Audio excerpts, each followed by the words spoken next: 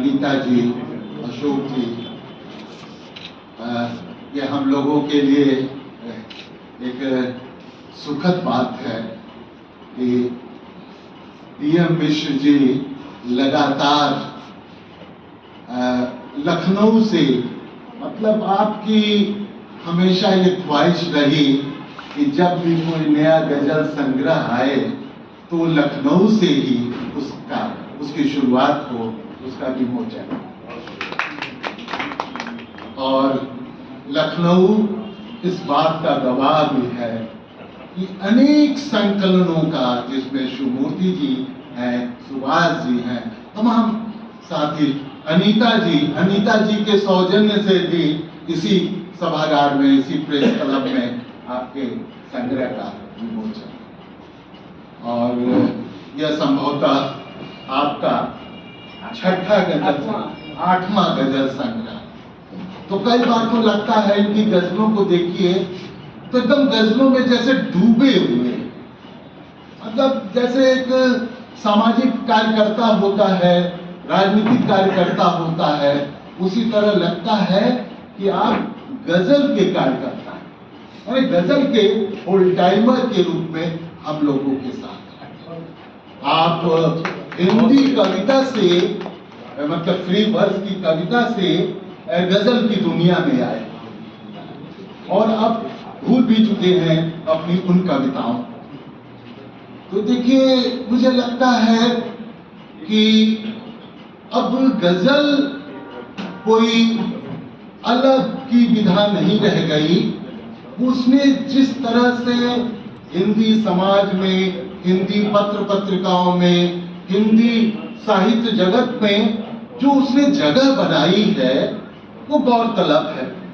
अब गजलें भले ही अरबी, फारसी, रेख्ता, हिंदवी, उर्दू से हिंदी में आई हो, लेकिन अब गजलें भोजपुरी, अवधी, बुंदेली, राजस्थानी, तमाम भाषाओं में लिखी जा रही है। हम यहाँ पर कुछ खास चर्चा करना चाहते हैं कि हिंदी कविता की परंपरा में गजलों की क्या भूमिका रही है, क्या गजलें हैं, और दूसरी बात, गजलों की परंपरा में डीएम मिश्र का, इस पर जरूर विचार करना चाहिए। देखिए, भारतेंदु के जमाने से ही गजल लिखी जा रही है।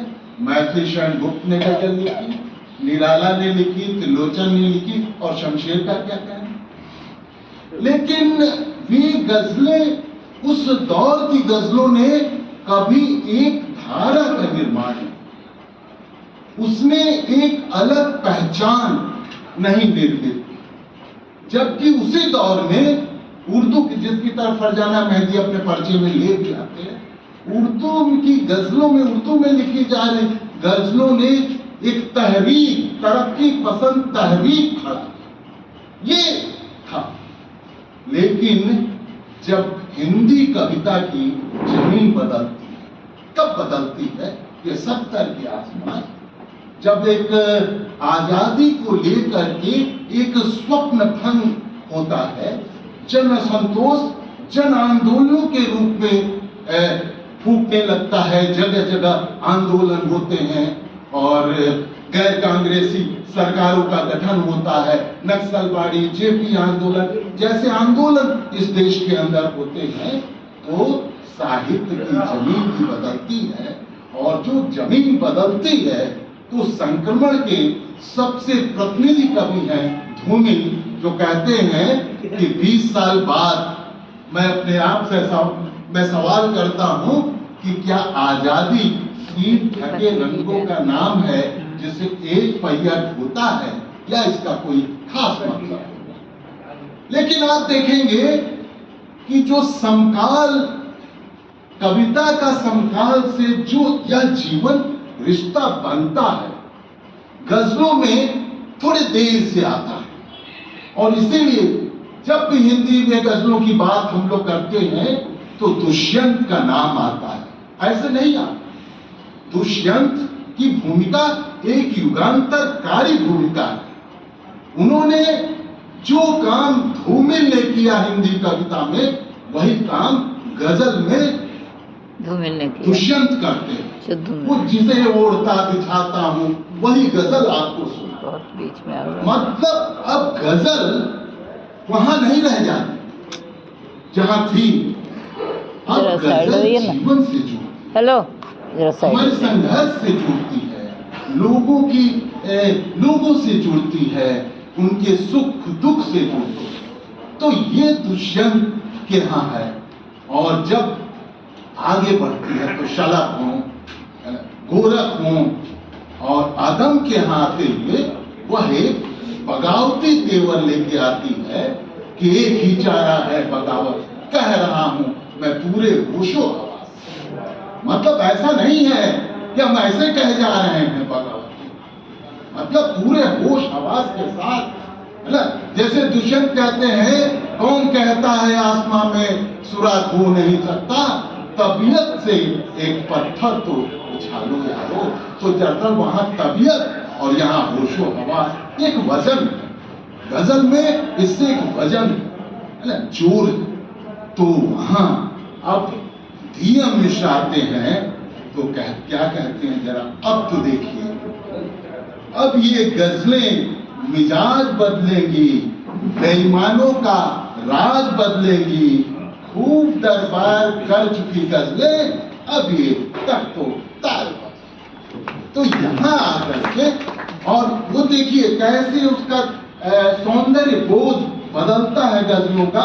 यहां भी देखिए आते हैं, अंधेरा है घना फिर भी गजल पूनम की कहते हो, हटे कपड़े नहीं तन पर गजल रेशम की कहते हो, गरीबों को नहीं मिलता पीने के लिए पानी, मगर तुम तो गजल विस्की गुलाबी रम की कहते हो। तो ये गजल का जो पूरा सौंदर्य बोध है, वह सौंदर्य की कसौटी बदलती है यहाँ। तो ऐसे ही गजलगार हैं हमारे डीएम मिश्र जी, जो आकर के अपनी इस यात्रा में सच कहना क्यों अंगारों पर चलना होता है, क्योंकि यह दौर है जब सच पर ही सबसे ज्यादा संकट।